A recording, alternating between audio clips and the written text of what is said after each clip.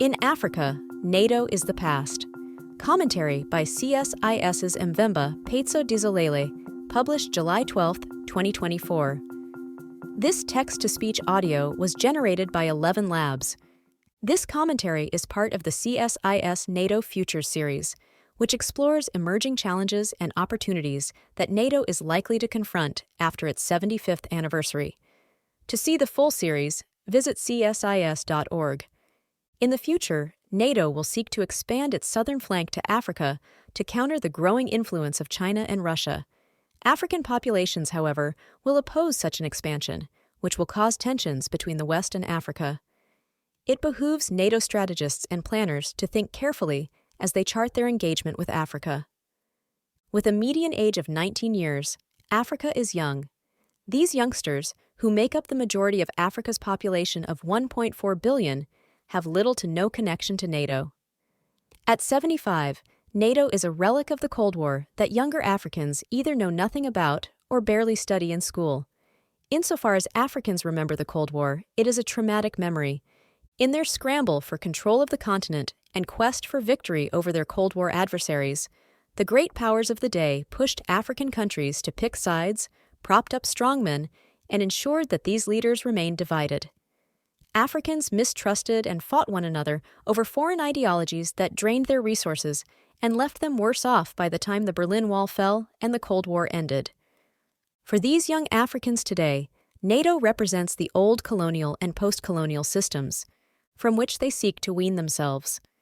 For many of them, particularly those in the Sahel, their appreciation of NATO is shaped by the alliance's 2011 intervention in Libya that culminated with Colonel Muammar al-Gaddafi's death and the collapse of the country. For many Africans, these two events fueled the conflict in the Sahel, and they blame NATO for the ensuing insecurity and instability in the region. Further complicating matters for NATO are the often difficult relations that African countries have with the former colonial powers, such as France, Portugal, the United Kingdom, and Belgium. France's recent experience in the Sahel, where Burkina Faso, Mali, and Niger have severed ties with the old colonial power and longtime security partner, speaks to this challenge.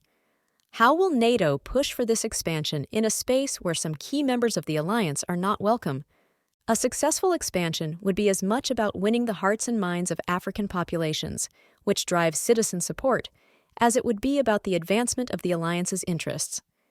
Without a paradigm change and a new framework through which to engage African countries, NATO's expansion in Africa would fail. African countries are not clamoring to join the alliance, which they view as a Western imperialist organization.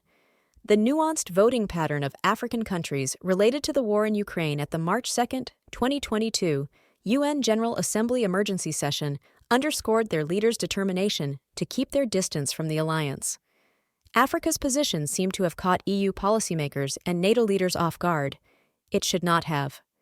The European Union, whose membership overlaps with NATO's, has maintained a highly militarized Africa migration policy. In the Sahel, this policy was partially reflected by the EU group d'Action, Rapide Surveillance et Intervention, GAR-SI, staffed by Italian Carabinieri, Spanish Guardia Civil, and Spanish National Police, alongside Portuguese and French experts. GAR-SI's zone of operations included Burkina Faso, Chad, Mali, Mauritania, Niger, and Senegal.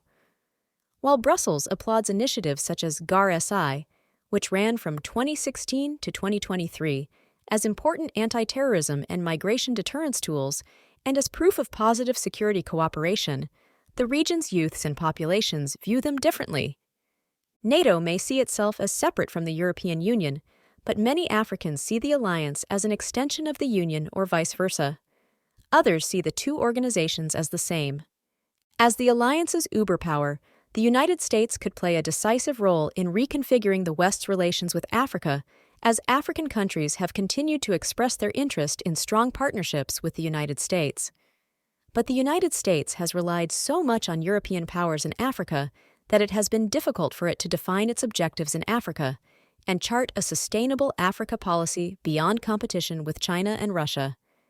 Great power competition adds another challenge to a potential NATO expansion into Africa.